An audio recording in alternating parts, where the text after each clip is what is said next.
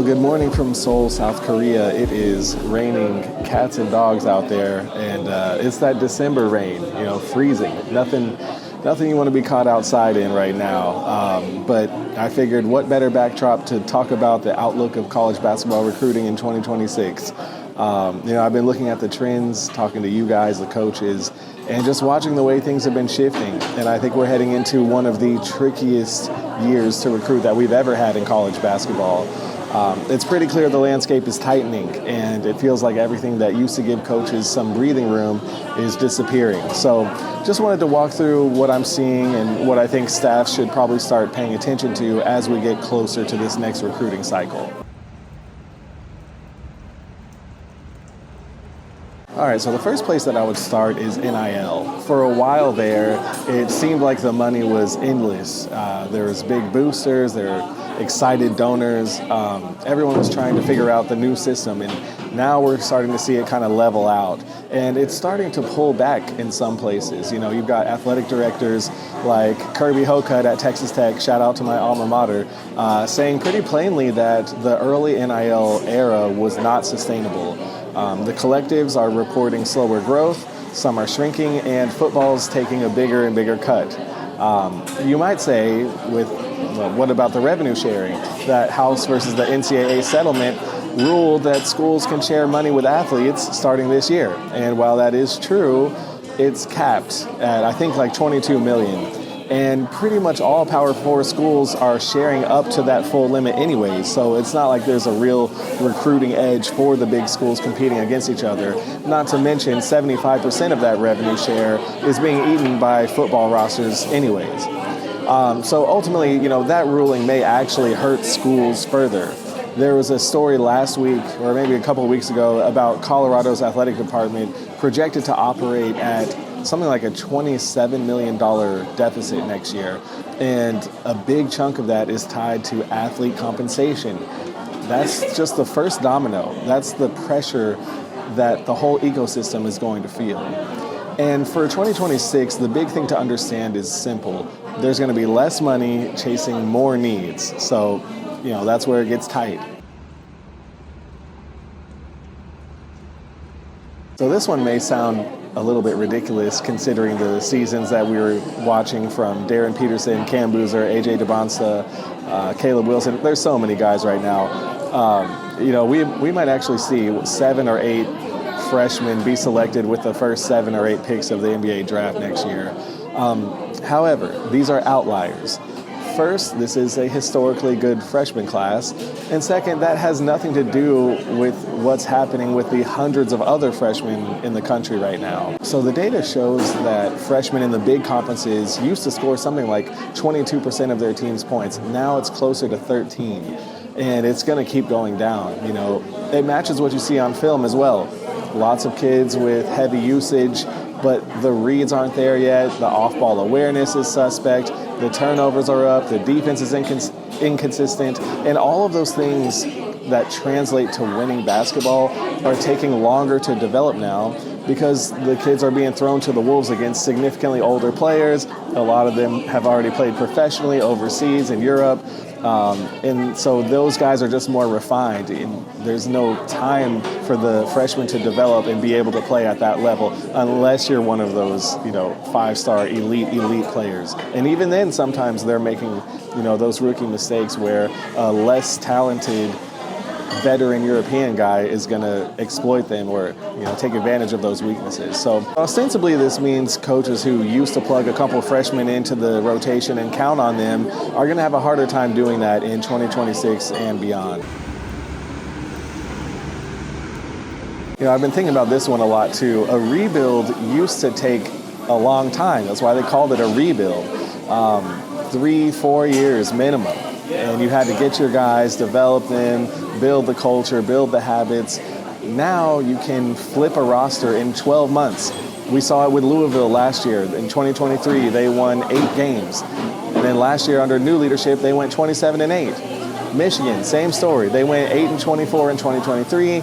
Then Dusty May propels them to a 27-10 record and a 5 seed in the NCAA tournament. So, the problem is with this transfer portal, the international market, That's what everyone expects now. To an outsider, there's no reason not to flip 90% of your roster on a yearly basis.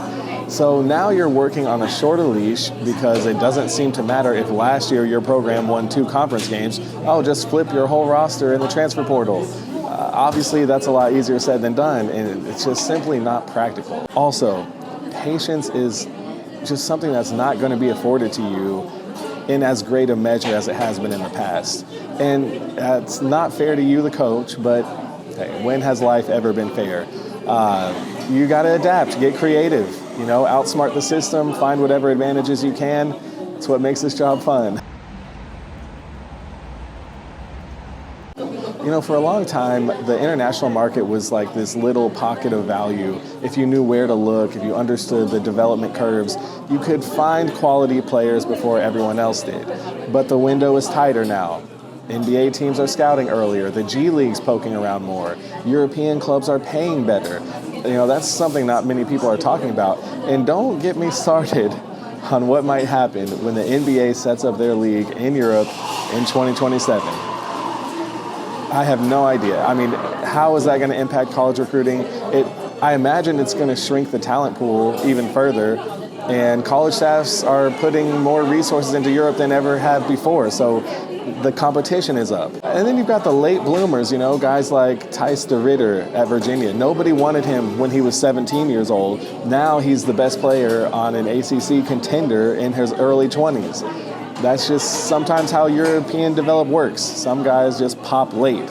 And that creates a real dilemma for coaches because you guys have to decide, if we take him early, he's going to be a project. And like we already talked about, there's no patience, there's no time afforded to you to develop. But if you wait too long, you may never get him. And so it's just a dilemma, it's a bind that everyone's running into right now. This one's simple, and a lot of you already know this, but you redshirt a kid today, there's a decent chance that he's going to be gone by March. That's the portal era, you sit, you leave. It doesn't matter if it's good for the player's development, it's just the incentives don't line up anymore. And if you try to redshirt an international kid, you're fighting against their timeline, which is most of the time condensed, and they're older, they want to play now. So the traditional redshirt is pretty much dead. The only exception that we're seeing now is that convenient medical redshirt. A guy tweaks his ankle in November and then he falls out of the rotation and then you shut him down for the year. That is the only way that some coaches feel they can stash talent without them hitting the portal immediately. And not to mention, the boosters aren't going to be very excited, paying NIL money to someone who isn't on the floor. So you got to deal with that. The red shirt, I think it used to be a really useful tool, but suddenly it's almost off the table completely. And again, that just takes away more of your flexibility. Turnover has always been a problem for coaches. And even though assistant coaches are making a lot more money nowadays than they used to, that hasn't actually impacted, the length of stay at a school, right? And if anything, they're moving around more. Turnover is shown to be up recently. And when that happens, obviously you guys know the pipelines get broken, the person who had the relationship with the family or with the academy is gone next spring, and obviously recruiting runs on those relationships that take years to build. There's a study from Carousel Analytics, and it found a direct correlation between staff continuity and efficiency margin, which is crazy. So if you're heading into 2026 without a stable staff, you're just playing catch up from day one. So those are the pressure points for recruiting in 2026. The NIL compressing, the fewer impact freshmen, the portal reshaping expectations, redshirts disappearing, staff turnover, all of that is hitting at the exact same time. But 2026 is going to require a different kind of planning and probably a little more creativity than we've needed in the last few years. So, that's what makes this job interesting. Fortunately, there are resources to help. For example, if you're looking to pull some more talent from the overseas player pool and you need help finding players and determining how well they're going to fit with your program, I offer my own personal services in scouting players that fit your team's specific play style and culture. You can fill out an information request form on my website, and we can look at options for how we can help you navigate these kind of dicey recruiting waters in 2026. Until then, thanks for watching, and I'll catch you on the next flight.